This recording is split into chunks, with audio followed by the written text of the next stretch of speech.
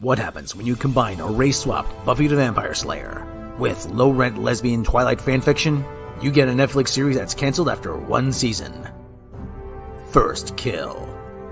Meet Juliet, a high school-age vampire who for some reason can still see herself in mirrors, walk around in daylight, and is still in high school, who falls in love with a Slayer named Calliope. You're Calliope? Oh, Cal's good. Sure, why not? They then share a forbidden romance, just like those two. Well, maybe those two.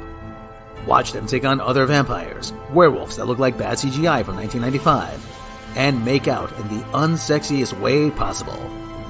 You know, all you're doing is combining The Hunger, Twilight, and Buffy, and it's been done better. I mean, sheesh, you people. If you can't make lesbian vampires work on Netflix, then seriously, something is wrong here. Starring, whoever these people are. I really don't care anymore. But the mom was on Lost and a bunch of stuff you'll probably recognize. Don't miss When Animals Attack on Netflix.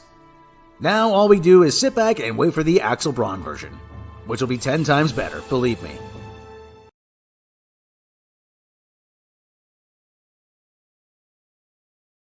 Now streaming on Disney+. What do you get when you give the least interesting character in the MCU your own show, and she turns out to be the worst part of her own series? You get the wacky adventures about her infinitely more interesting family. Don't miss Keeping Up with the Cons. See Mom and Dad get ready for Avenger Con. And then enjoy a night away from the kids watching cricket, dancing, and playing with their new unlicensed bootleg smart home device. Zuzu, turn off the lights. Oi! When their ungrateful daughter, whose biggest aspiration is to be more like the whitest woman in the galaxy, Drop the taco. Get in the car. sneaks out of the house and goes to an underground rave at a Brooklyn squat, hilarity ensues when she puts on her grandma's bracelet and unleashes her hidden power. Ouch! It's more fun than you could shake a cricket bat at. Don't miss Keeping Up with the Cons, only on Disney+. You know, this all could have been avoided if her little friend had just told her parents that he was going with her. But what do I know?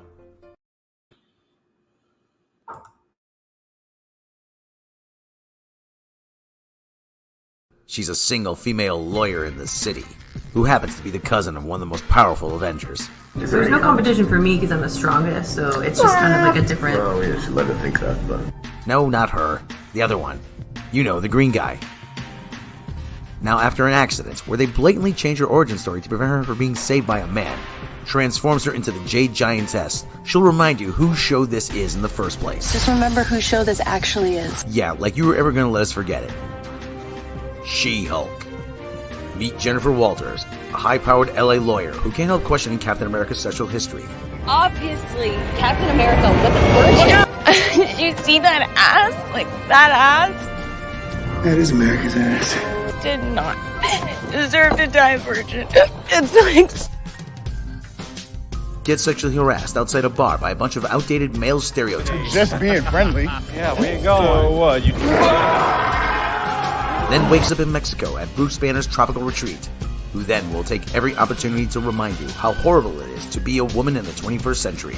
Triggers are anger and fear.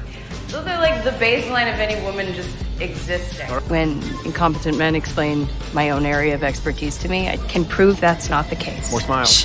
When I'm catcalled in the street. It's 2022. Where do you get catcalled? On your way from your office to Starbucks? Yeah, it must be hell going that whole 20 feet from the elevator to the counter. Then, after returning to her career as a high-powered deputy DA, she's attacked by the Jersey Shore and manages to defeat her in about 3 seconds. Well, that was anticlimactic. Tatiana Maslany stars in the show whose writers admit that they don't know how to write a courtroom scene in Lawyer Show. I Am Woman Hulk, Hear Me Roar. Literally. Maybe this would have been better if it wasn't written like a Twitter argument between two completely unlikable human beings. Basically, I was right and Bruce was wrong. Steve Rogers is not a virgin. Little punk. He lost his virginity to a girl in 1943 on the USO tour. If this is the best the MCU now has to offer, then I hate to think what you have in store for Daredevil. So slow and retarded. Finally, a chicken I could put my blessing behind. Say yes to Popia's chicken, the official chicken of Popabaiga. The only chicken you'll need for your salvation. Even that Shlomo guy likes it. Oh, yeah, that's good stuff. Say yes to Popias. It's heavenly. Coming up on the CW, it's prom night, and love is in the air. Until it's time to throw down!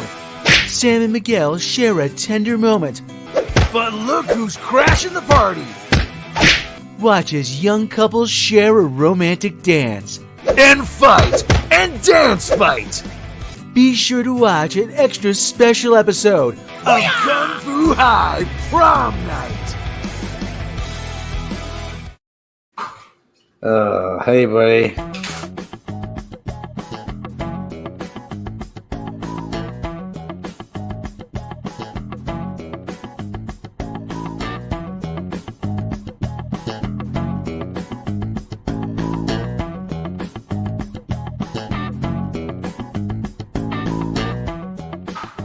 Hey, everybody. Hamilton Morning, WNBC, WNBC, WNBC, WNBC. Very. Hamilton Morning, WNBC. How's Donkey Kong? Hey, everybody. Hamilton Morning. How's everybody doing out there? Bob Iger is writing a new Gospels of She-Hulk, which contains teachings of caring. For all his loyal followers. The gospel according to She-Hulk. Yeah, we're going to be talking about that. We're going to be making a smoothie. We're going to be making, we're going to be doing all kinds of stuff today. We're going to be playing mini golf later. Big news, big news, big news, big news. If you want to see how bad the new Saints Row game is, can I say it? Yes. If you want to see how bad the new Saints Row game is, I'm going to play it on Twitch. Mecca is going to be playing it on Twitch. She has been provided with a copy via a friend who was very generous, right? Did you say they were very generous? Yeah. I mean, really, for crying out loud. I mean, that's no small get. But she has been provided with a copy. And she's going to be playing it on Twitch later tonight. So stay tuned for that. Keep your eyes and ears and your nose and your butthole peeled for that. And we're going to stream also from the Star Trek convention at Mini Golf. We're going to probably be streaming from, most likely. We're going to try to stream if the internet cooperates. They have internet valleys. Yes. And if anyone wants to see how bad the Star Trek convention was, check out Poor Frederick. Yes, Poor Frederick was, he literally crashed the Star Trek convention on Wednesday, the first day. So it was kind of dead. We were Vegas YouTuber, check him out. Yes, we was kind of dead, but we're probably because it was the first day. But the Star Trek convention, we've been checking in with that. It doesn't look all that enticing. The Star Trek convention this year, Star Trek Las Vegas, it's kind of a down year. Wouldn't you say a down year? Yes. It's a bit of a down year. Well, it's all Cerritos people. Yeah, it's all New Trek people. People with T-shirts that say disco and Doritos, whatever the hell that is. Doritos. No, it's Doritos. They forgot the duh at the beginning. Doritos. And children dressed in lower deck stuff despite. Hey, it's official. Lower decks to see. Wouldn't you say you saw more in the pictures on Twitter? You saw more lower decks oriented stuff. Yeah. Which means that Strange New Worlds people like. Yeah, which means Star Trek is now one big joke. Star Trek is just Rick and Morty. And that crap isn't having nearly as good as we are, Morty. My Star Trek video got age restricted again. Yes, her Star Trek video got age restricted. And that's on lower decks on their orgy scene, and children watch that. You need to be called child protective services. That's true.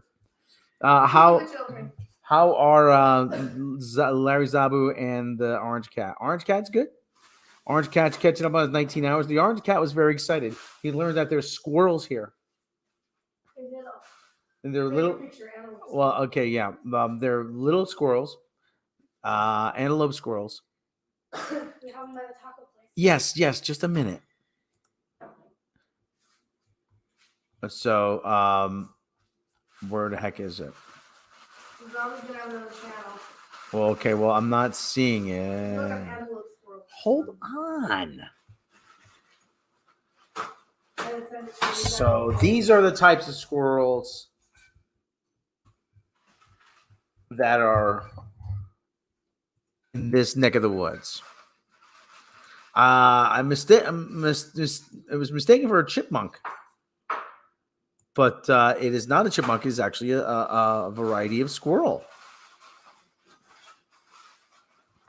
This is called the Amospermophilus rodentus, I believe, or was more commonly referred to as the antelope squirrel.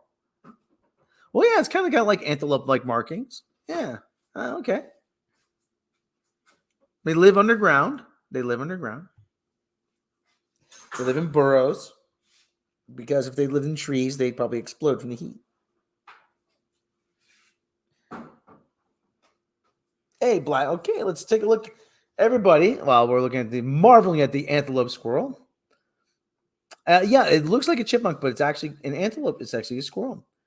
Does it have vampire teeth? Let's say hi to the chat. Let's see who's in the chat. Mr. MH is in the chat. Pig Leg Pete, Andrew Helm, Morbid Fury, who is going to be listening later.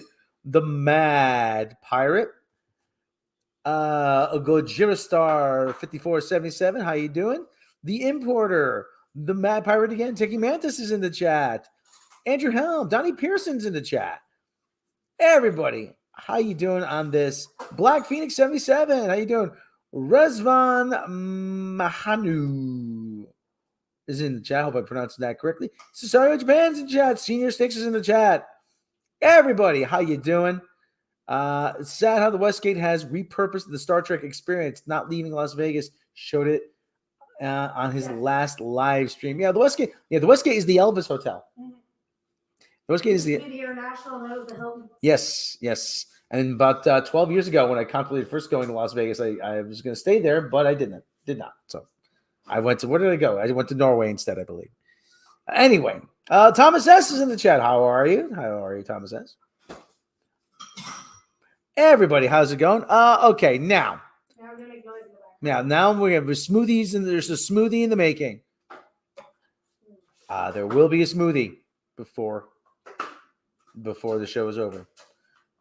I bought 2 toys today and a bunch of work clothes. Yes. I know that there is an antelope or deer in Vietnam or something that big ass canines. Yes. So okay, yeah, okay, just a sec. We're going to have some noise in the background, so I'm just going to play a quick trailer.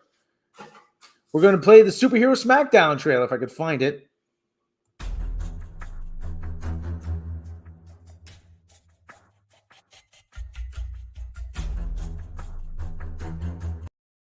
That's right. And I didn't go as long as I liked.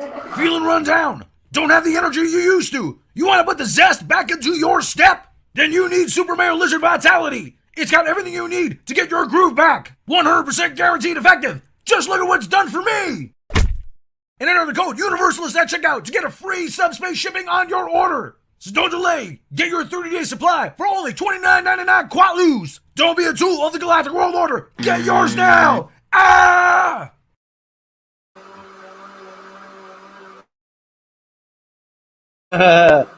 What you're hearing, people, is the work of a ninja blender. Yes, the best public domain footage money can buy. It's great. You just look up public domain movies, and you could just go nuts with them, and you can make whatever you want. So all those Commando Cody shorts. All the Commando Cody shorts. So I watched episode 2 of She-Hulk. And it's not getting any better. It really isn't. She is really it's not that bad. It's just the bad parts really outweigh any good parts. Pardon me. So in this episode, brief rundown. She hulks out from the last episode. She saves a bunch of people with one punch. I'm Jennifer Walters, attorney at law. Okay, yeah, big deal. Nobody cares. So she one punch lawyer. She goes to a bar and she goes to a bar. She gets drinking. Oh my God, I don't like the name She-Hulk. Oh my God.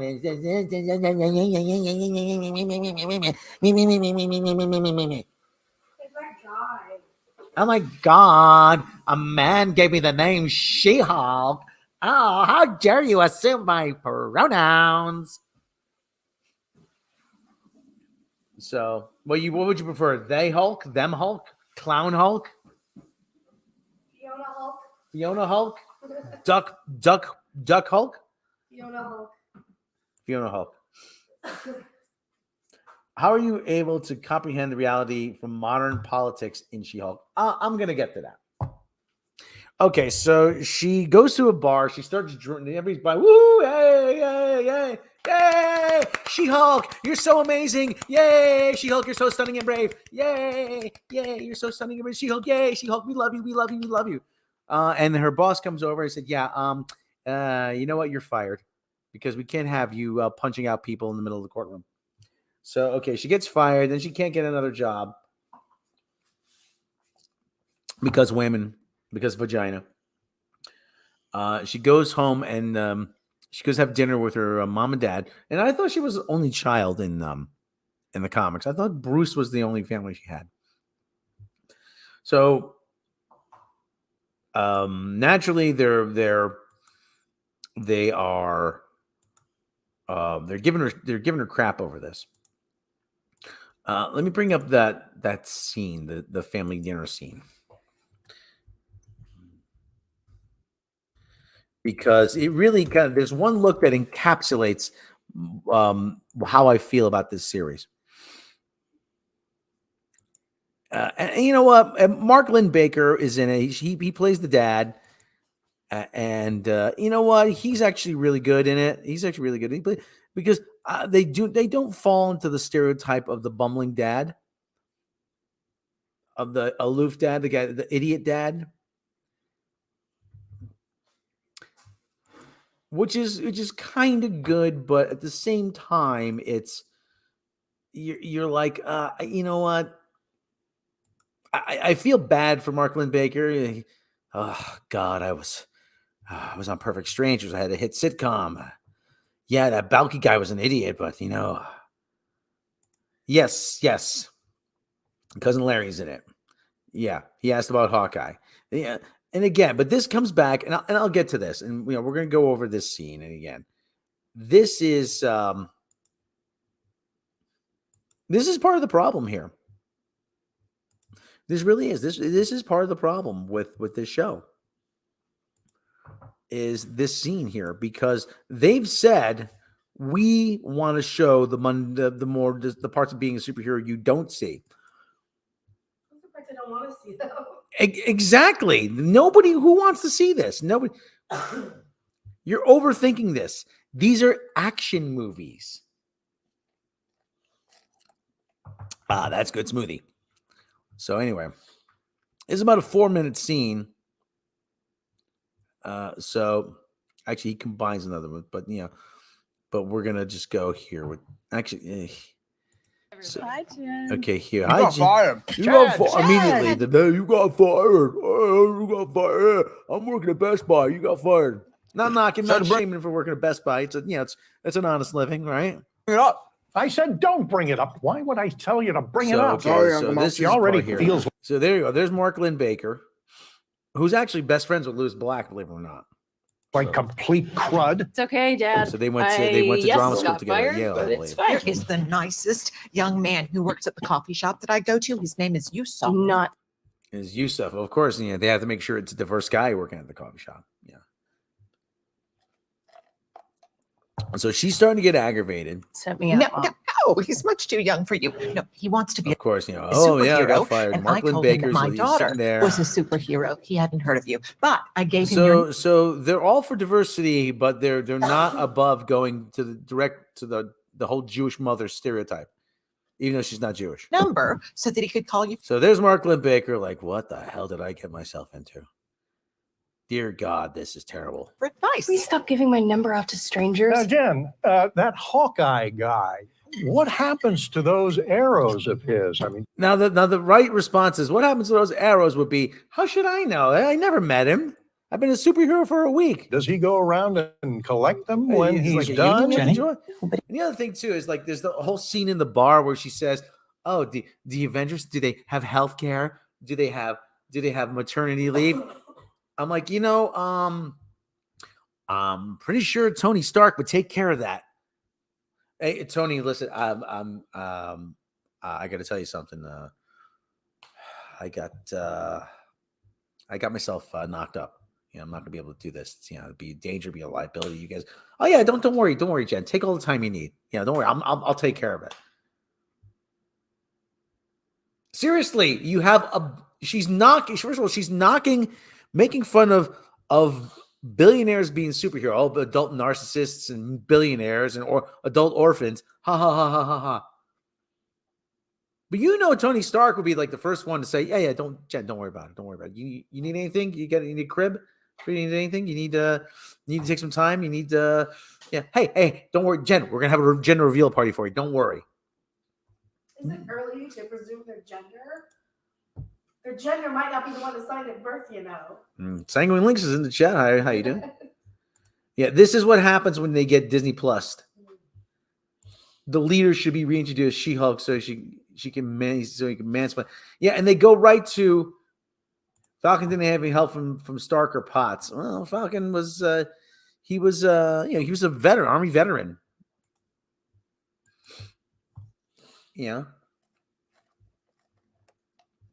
They explained that. They took care of that. But the other thing too is, and immediately, it's just, oh, how'd you get those Hulk powers? Like, nepotism. They made sure that one male colleague that she actually talks to is a dick. They absolutely made sure of that. Yeah, we should start calling. Yeah, right, Senior 6. We should start calling it Disney minus. Hawkeye's arrows should have AI in them to come back to them. They're probably magnetized or whatever. Where's Pepper Potts anyways? Who cares? Pepper's running Stark Industry, yeah. And gender reveal party doesn't have enough fires in California. Yeah.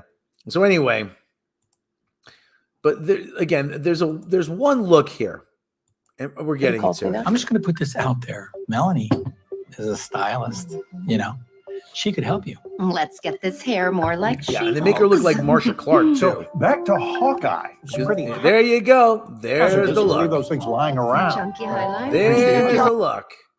There's the look. This is Tatiana Maslany saying, "What the hell, man? I was an Orphan Black. I played 5 people on screen simultaneously. I won an Emmy. People loved it. People loved me. And now I'm in this idiotic She-Hulk series. And it could have been good. And it could have been good. That's what pisses me off. That's the thing. It's not all bad, okay? There are parts of it that you do like, but those parts are very few and far between. They spend so much time. Yes, Orphan Black. God, Orphan Black was good. What the hell? Yeah. There's an Alpha Flight movie in the works for Phase 5. As far as I know, there's no Alpha Flight movie in the works. I could be wrong. But the whole thing is, like I said, they said Jessica Gao, she has no idea what she's doing. Jessica Gao, I'm going to say right this. Jessica Gao is an incompetent writer. And I don't care if this gets back to her. And if it does, she is more than welcome to come on and defend this. Like I said, like I always say, I will never, if you want to be on this show with me, is this a show? Do I have a show? I have a show. We're just sitting down talking to people.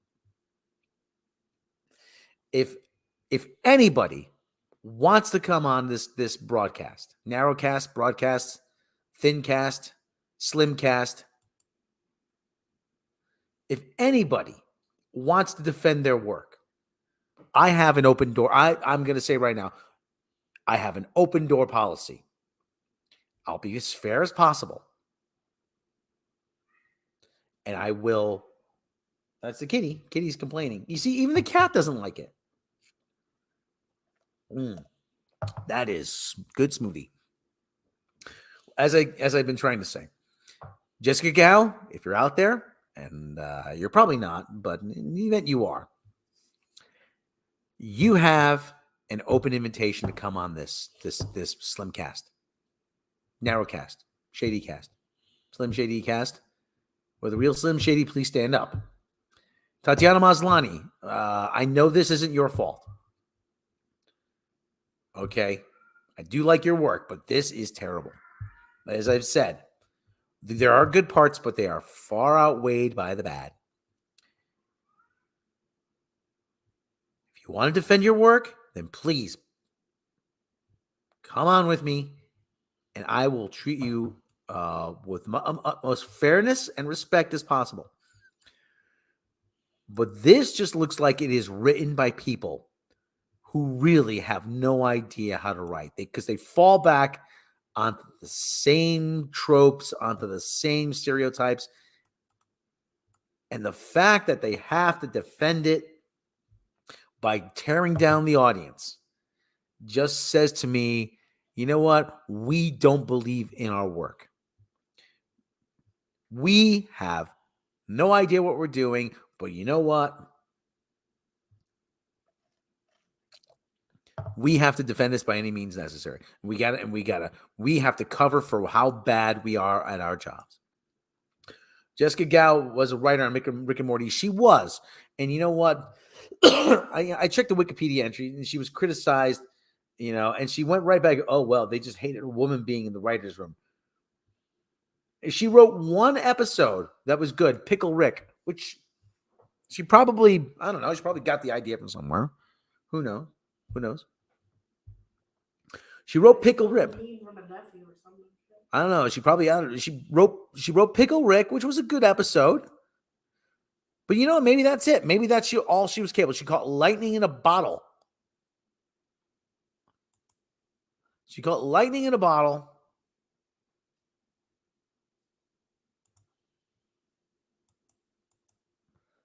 And she got lucky. She's done, if anybody's a sports fan, Jim Craig. He was goalie for the 1980 U.S. Olympic hockey team. Played way above his head for that one tournament. Never could turn it into a long-lasting career because he just wasn't that good. He got hot at the right time, right place and right time. And this is the same here. She had this one flash of inspiration.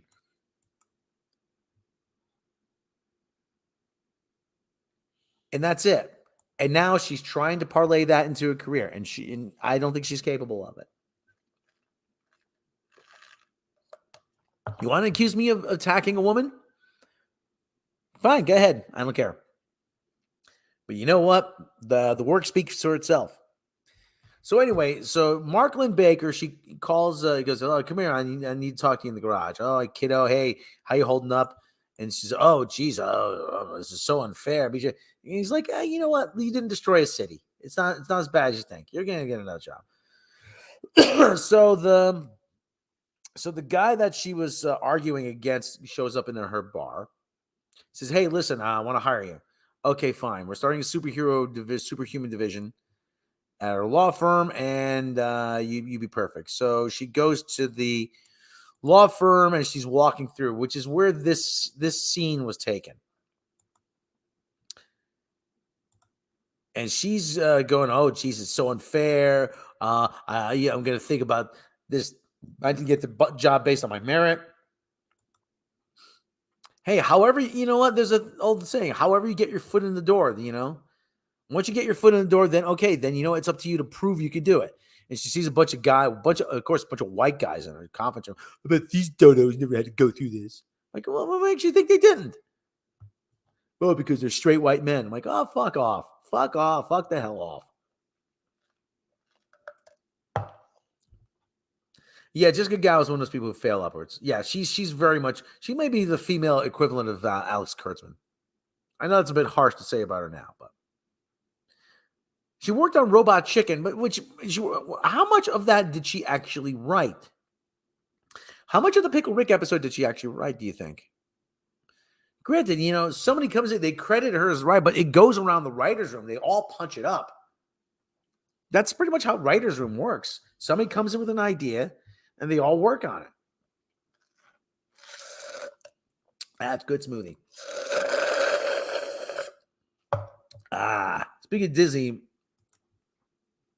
Speaking of Disney Plus, season 2 premiere of Mighty Ducks Game Changers among my favorites this month.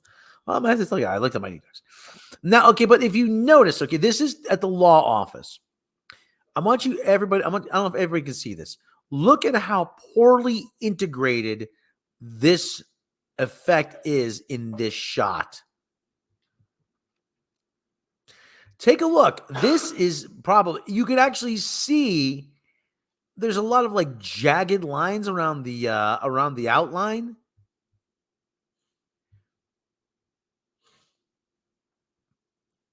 It looks like it was pasted in with Adobe After Effects. Probably Adobe After Effects would be even better. So she's complaining about, oh, geez, I'm gonna be forever. It's gonna be like I feel like I don't belong here. Wine. You have more wine than Ernest and Julia. Okay, lady. Robert Mondavi doesn't have that much wine. There's a deep dive for you. CGI looks okay, to be honest. I didn't fault those disliked. There is another scene later where they go, okay, so she's giving him the case. Okay, this guy's like, oh yeah, okay, but paralegal's all excited. Oh my god, but I'm gonna have to buy a whole new wardrobe. Yeah, you're gonna have plenty of money to do that, okay, honey? And she's greeted by this nice guy who's like, oh, hi, how you doing? I'm Phil, whatever his name is. Here's a little welcome basket, some office supplies, and here's the map for the best 2 bathrooms on the floor. So, okay, so there's a meeting later. Part of the condition of her taking the job is she has to defend Abomination, played by Tim Roth. Now she says, they tell her, if you don't take this case, you don't have a job. So she has to call Bruce later on in the episode and explain to Bruce, but she goes and meets with Emil Blonsky, Abomination. Oh, I'm a changed man. And there's a shot where she's walking into the prison, and it looks like a bad PS2 era cutscene. It really does. It looks cheap. The front gate of the prison, probably, I don't know what prison is. The front gate of the prison is terrible. She meets with Emil Blonsky. Oh yeah, I'm a changed man. I wrote a lot of people haikus. Tell him how sorry I am. He goes, oh, you know what? Maybe just be honest. Okay, then she has to call Bruce. Bruce, sorry. And listen, I'm taking the job and I have to defend Abomination. And Bruce can't get a word in edgewise. So she takes the job, and so she calls the boss back, this dude law firm. Oh, okay, yeah, I'm taking the job. Oh, by the way, turn on the TV. Turns out Abomination escapes, and he's in an underground fight club. And then she turns the camera. Oh, well, that sucks. And that's it. It ends. 22 minutes. This episode is 22 minutes long. 22 minutes. With about 5-6 minutes of credits, maybe?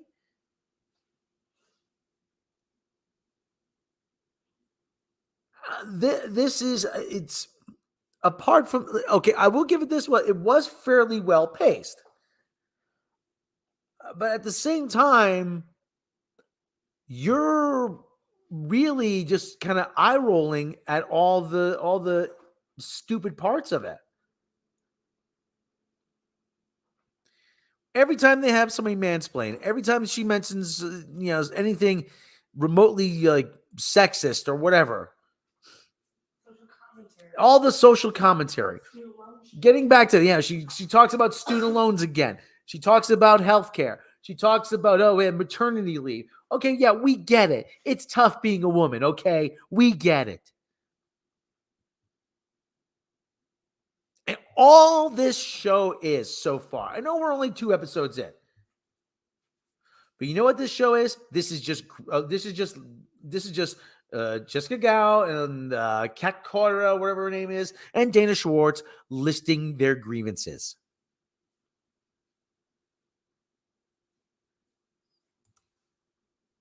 That's all this is. That's all this is. This is a list of their grievances. How they feel the world has wronged them. Not for nothing. I couldn't find any background on Jessica Gao's family. Let me take a look at Kate Cora's family upbringing. I'm pretty sure she. Good smoothie. I'm pretty sure she's from a life of privilege. At Croiro, Wikipedia, American filmmaker, directed film Life Happens, where she were here. Married to Reese Quiro, early life. Oh, born in Manhattan. Okay, Peter Eves, English, Sister Eves, production. Later productions. Oh, she's born in Manhattan. If she's born in Manhattan, she's born in New York City at any time after 1980, you don't have a whole lot of problems. If you're born in New York before 1980, it's an entirely different city. Personal life. Appeared to life happens. They have 3 kids. 9th grade, enrolled at boarding school. Yeah, rich. Interlochen Academy, which is, let me see. Boarding school. Listen, I hate attacking people for that.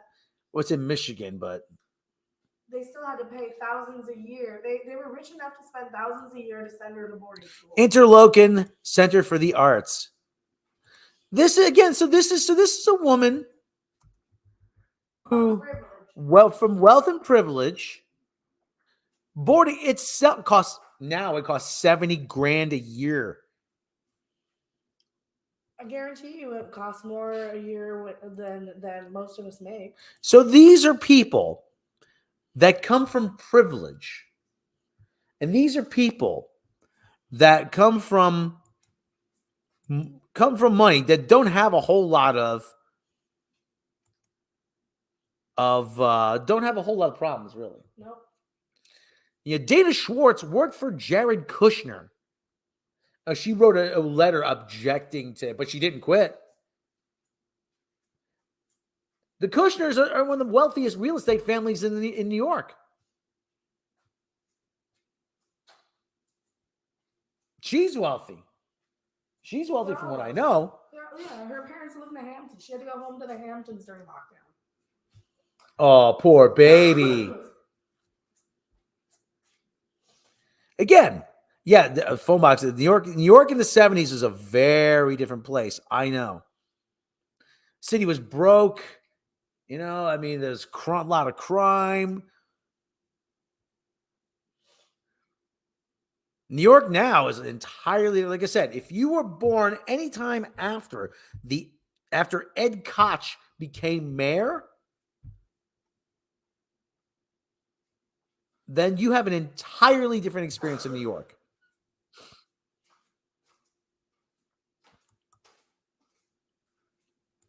Are you a John Lindsay New Yorker, or are you a Giuliani, Ed Koch, David Dinkins New Yorker?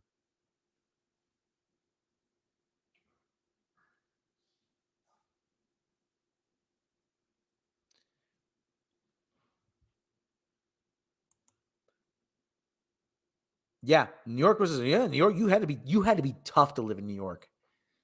City would eat you alive. Now I'm the scariest thing in New York. It's full of hipsters drinking, who go on juice crawls, and they're dressed like lumberjacks, and they live 100 miles from the nearest tree. So yeah, so She-Hulk is, I mean, like I said, this is just all a list of their grievances. This is all, like I said, these are all people listing their grievances. So unfair, it's so unfair, and so unfair.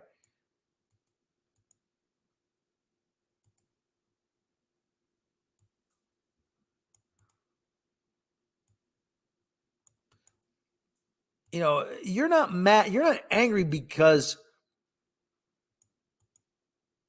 you aren't a man. You angry that you are a woman.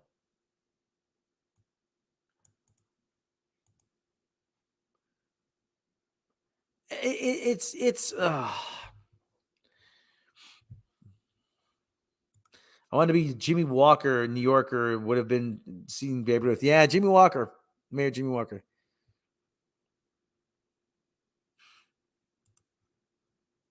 This is why death was popular. Again, but like I said, she's think about the premise of this stuff. An LA lawyer who's working as district attorney, and she's still, woe is me. Woe is me. Oh, woe is me. I have it rough because I'm a woman. Oh, by the way, I'm right. You're wrong.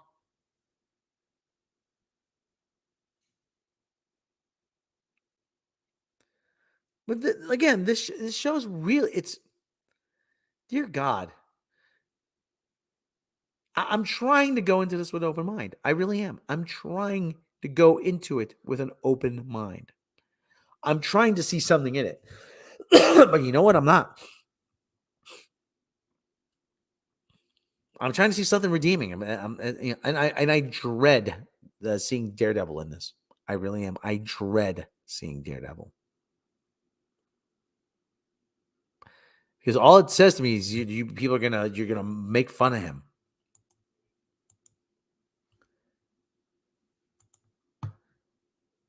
So anyway, sound like future of the UK. Our cities corrode, infrastructure crumbles, coked up. Well, but the thing is, though, you used to go to New York and you used to be whoever you want to be.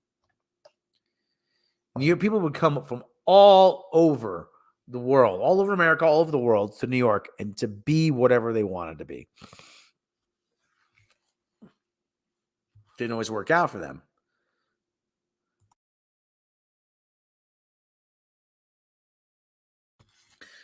They used to be saying there's a broken light for every heart on Broadway. I think that's it.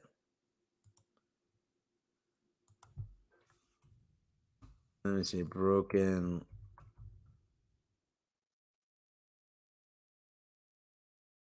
On Broadway. Yeah, there's a broken light for every heart, for every light on Broadway, rather. Yeah, like I said, the city was unforgiving, but you know what? There was that saying, if you can make it here, you can make it anywhere. I'm getting off topic. Sean Russell, how you doing? Yeah, it's a very joyless show. Yeah, it is absolutely joyless. Well, like I said, but the thing is, they approached it all wrong. Oh, we want to show all what happens when you go pick up when a superhero goes pick up their laundry. Who cares? Who cares? What happens when they're at the gas station? Who cares? What happens when who cares? What happens when who cares? You're not showing me what I want to see.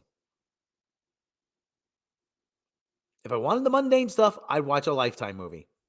This is the Lifetime Network's version of She-Hulk.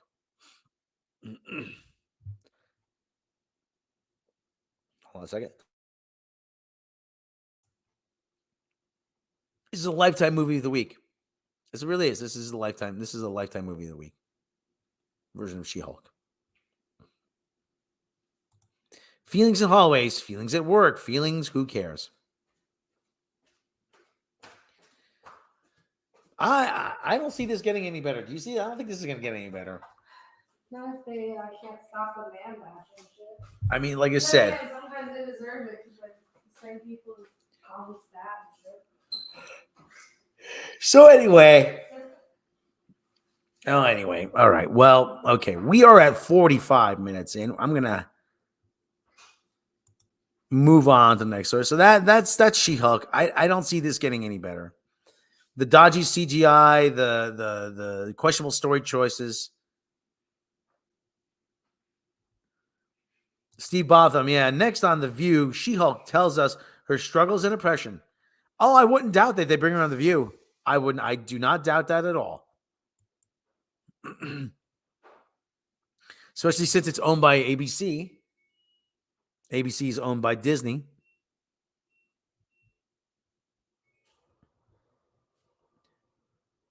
I would not doubt that one bit.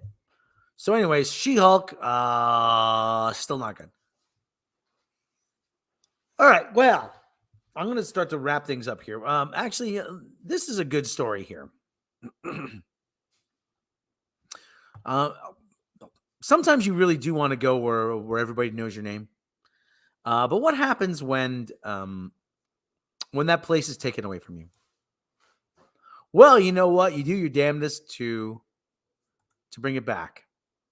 And Techie Manta sent me this story, and I'm going to cover this right now. Pardon me. Rising from the rubble, London pub rebuilt brick by brick after illegal bulldozing.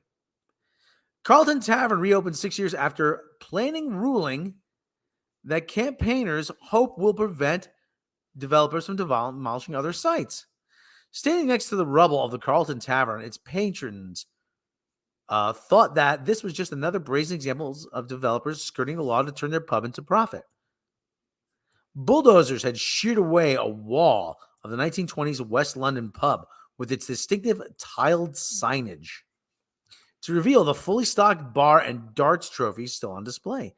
But the Carlton story did not follow the usual plot, where the developer presents the fait accompli to local authority and pays a fine before pressing ahead with redevelopment and counting their profits. Instead, after a dogged 6-year campaign by locals, the Carlton Tavern will reopen next month, lockdown permitting. This is from about a year ago, so they're most likely still open.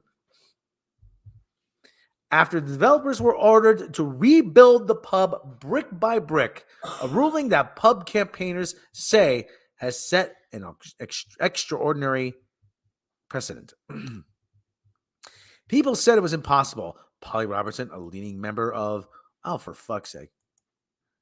Oh, for God's sake. I know I don't need to register to keep reading. Oh, son of a bitch. You motherfucker. Well, I clicked away and they cut off my access. Let's try another browser, shall we? Ah, for frig's sake. Aha, here we go. Let's see if we can share this window.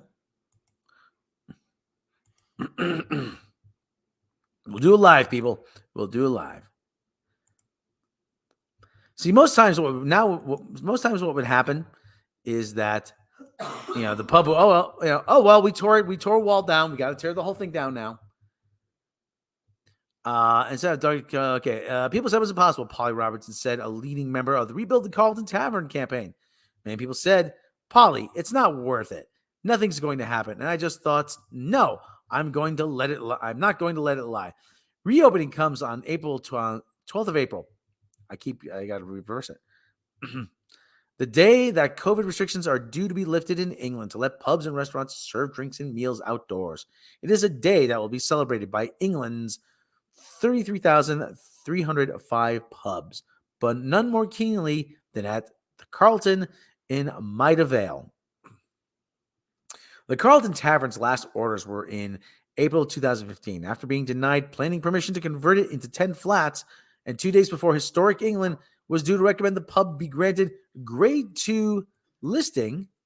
Status: the owners ordered it the owners ordered its demolition.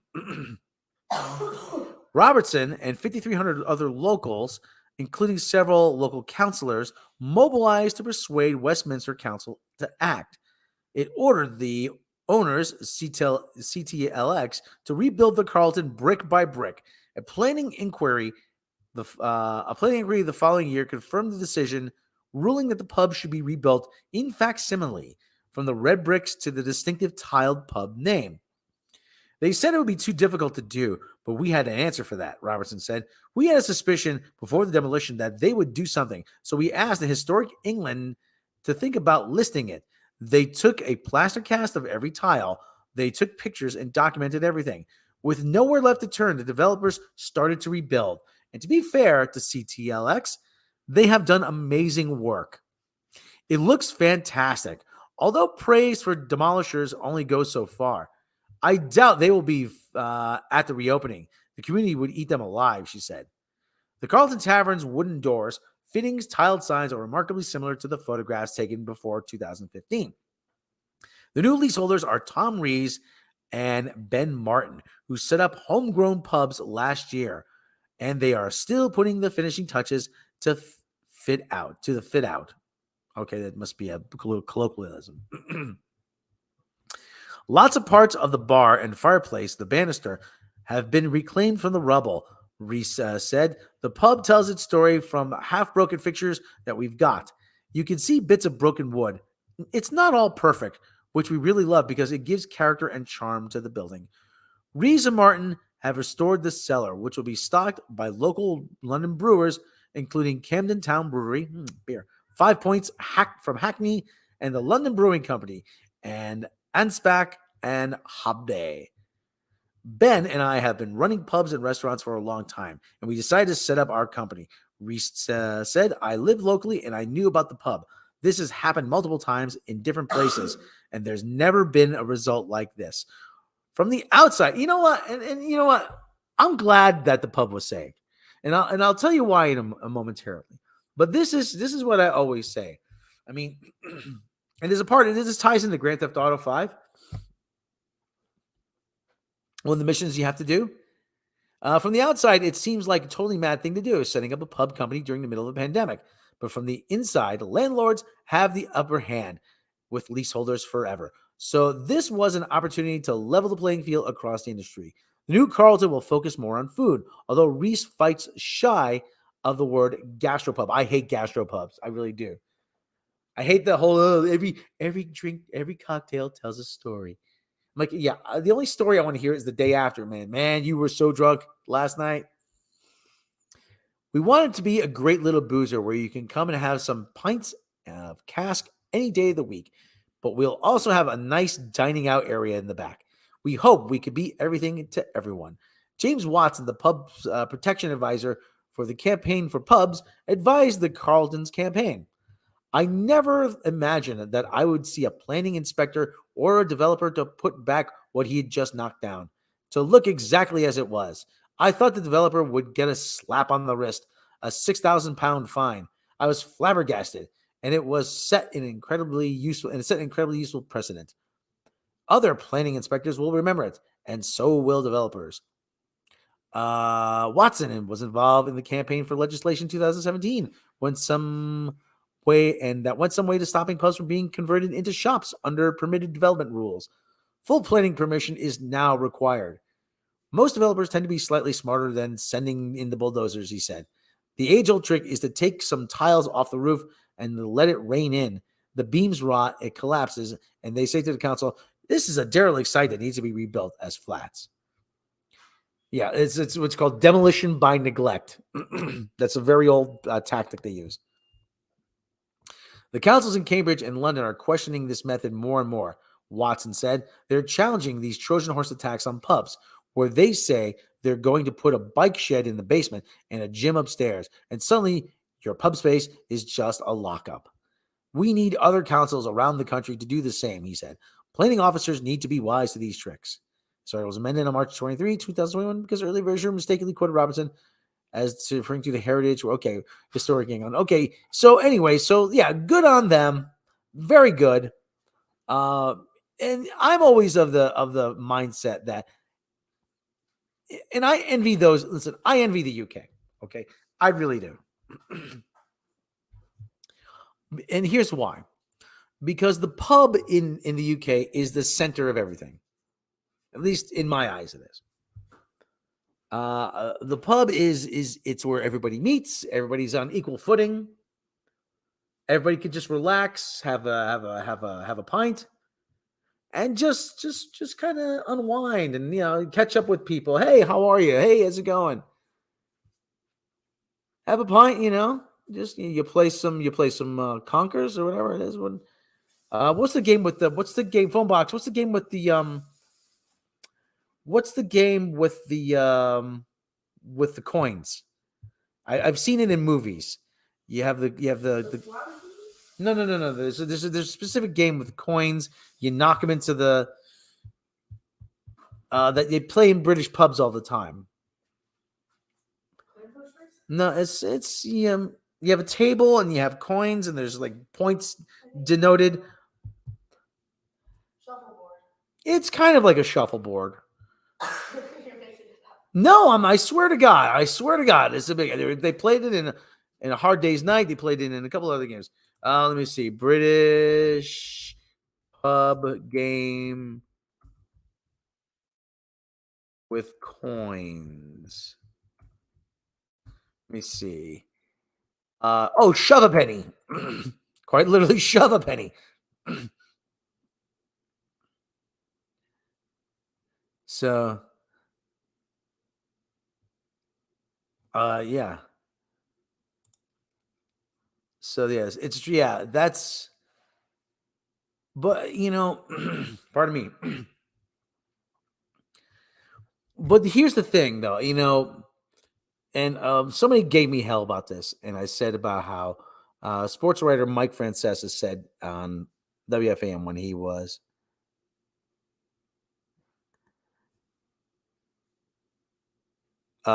he said about when they were going to close the Nassau Coliseum. He said, well, you can't expect people to foot the bill, and he said, you can't just keep closing things down. Pretty soon, there's going to be nothing left. Oh, and people's like, oh yeah, like Mike Francesa. I mean, like he knows anything about that. Oh yeah, you're gonna listen to him. I'm like, yeah, in this case, he's right.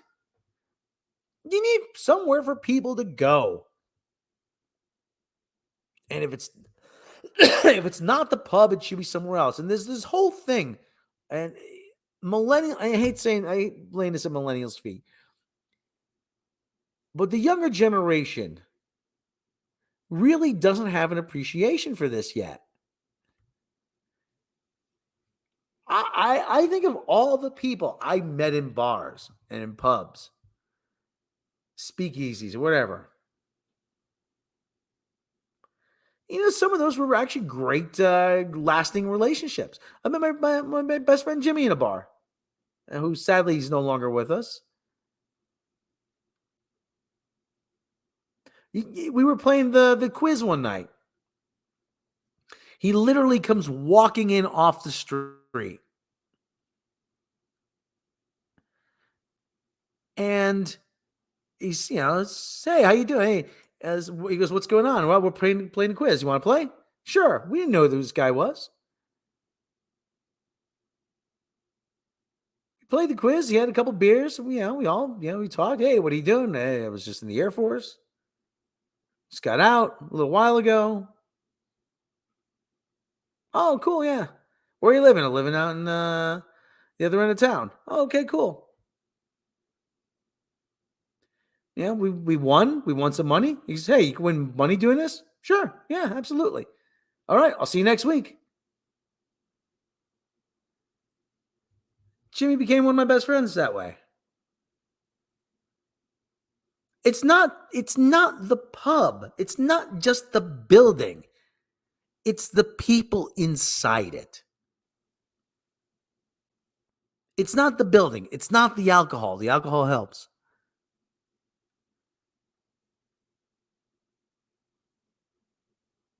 The people inside it, the people you get to meet, the people you know, the relationships, the bonds you form. A building is just brick. Just brick. It's just wood.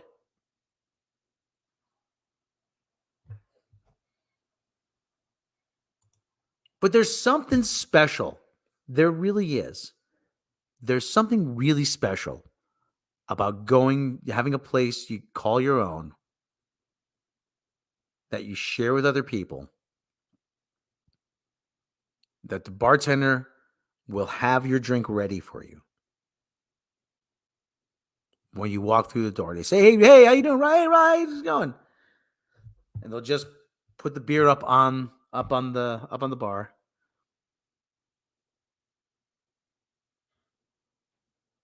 It's that home away from home feeling that you don't get anywhere else.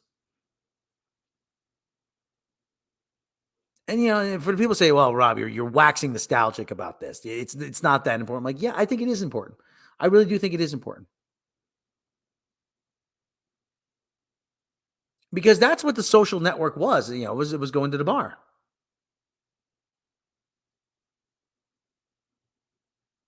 I mean, it is about, and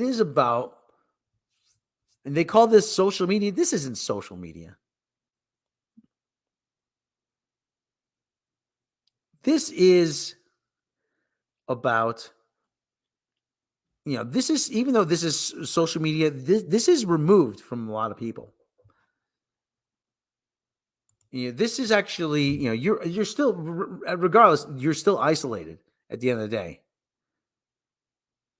Even though you are talking to people on YouTube. But actually, if I had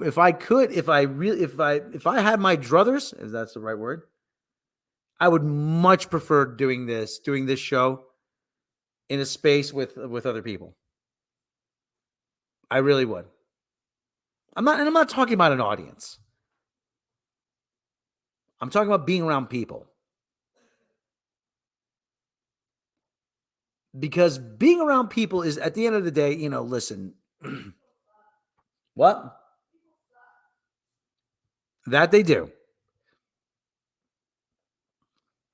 Kids, youngsters have little to do and have go hard or go home attitude to drinking, drugs. You know what? Sometimes you don't want to go hard on drinking. Listen, it's one of my favorite drinks. I love a Jameson. I love Jameson whiskey. I love whiskey. Jameson, you order a Jameson neat. Just kick back with it. Jameson neat. Just kind of relax, kind of take it in, just kind of kick it, it's, you look at the people around you. You think to yourself, man, this is, if you're in a nice, comfortable spaces,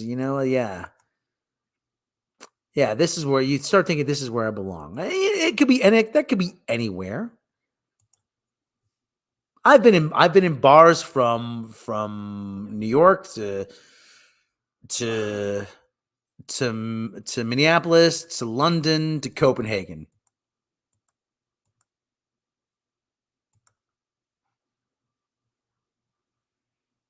When you find a place like that,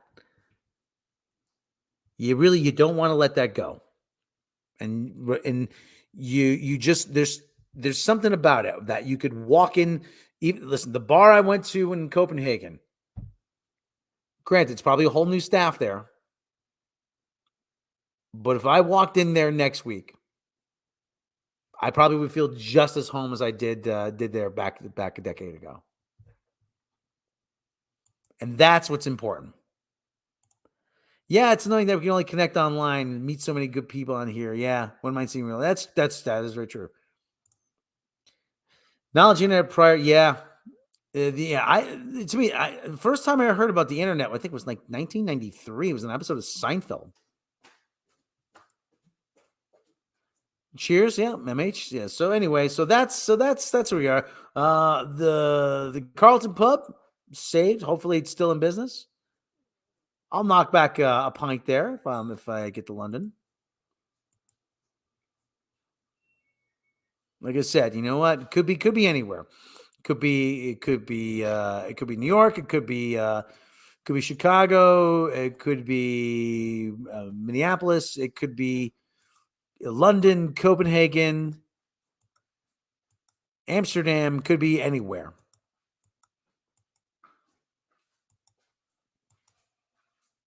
You find that place, you're like, like Beavis and Butthead once said, dude, it doesn't get any better than this. All right, everybody. So that's in the Carlton Pub. If you're listening in London, if they're still around, please go patronize them.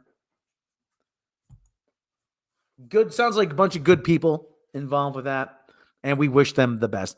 Everyone, I'm gonna wrap it up here. We've been at this for an hour and 6 minutes. We're trying to stream from Star Trek. We're gonna try and stream from the Bally's Hotel. That's if anybody knows where Star Trek convention, they're gonna know where it is. Yeah, we're gonna try and stream. We're gonna try to stream from there later today. I'd like to thank everybody for joining me on the Sunday. I realize, actually, I'm not a fan of cigars. I don't mind if anybody else smokes them, but it's just not something I'm into. Sadly, my favorite pub faced a wrecking ball about 5 years ago, and nowhere else has felt the same. Yeah, that's always sad. Everyone, I'd like to thank everyone for joining me. Coming up tonight, Mecca plays Saints Row on Twitch. What time do you think about? Who knows? Depends on when we get back. Depends on when we get back. Yeah, so might not be till tomorrow. Might not be till tomorrow, but keep your eyes out. It depends on how much if we can stream there, if we play mini golf or not. Yes. Okay, so everyone, keep your eyes out for the next stream over on Mega's channel. I'd like to thank everyone for joining us. I'd like to thank everybody in the chat. Everybody, I realize you could be spending your Sunday anywhere else, and I'm just thankful that you choose to spend it with me. It makes me all verklempt.